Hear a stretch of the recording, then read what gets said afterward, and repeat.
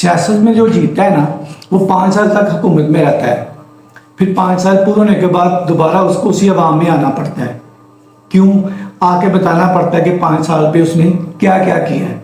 फिर वो अपनी सारा कुछ बताता है कि मैंने 5 साल में ये करवाया, चाहे ना करवाया हो, उसको आना पड़ता है वहाँ पे।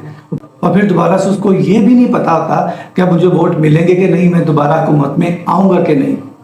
कोई फिल्मी हीरो है, उसको तब तक चांस या मौके मिलते रहते हैं जब तक वो जवान रहता है। जब वो बूढ़ा हो जाता है ना, तो फिर सबको उस तरह के मौके नहीं मिलते। लेकिन अगर आप मेहनत करके, चाहे आप मिडिल क्लास फैमिली से बिलोंग करते हो, एक बार मेहनत करके, दिन रात एक करके, अपना सुकून बर्बाद करके, सब कुछ करके एक बार कामयाब हो जाओ, बुलंदी पे पहुंच जाओ, एक अच्छा नाम, मुकाम और पहचान बना लो, तो आप तो क्या, आपकी नस्लों तक वो बिजनेस जो है ना कभी ख़त्म नहीं होगा। तो इसलिए नौकरी नहीं, बिजनेस करें। नौकरी जो है वो घर पालती है, बिजनेस जो है वो नस्लें पालती है।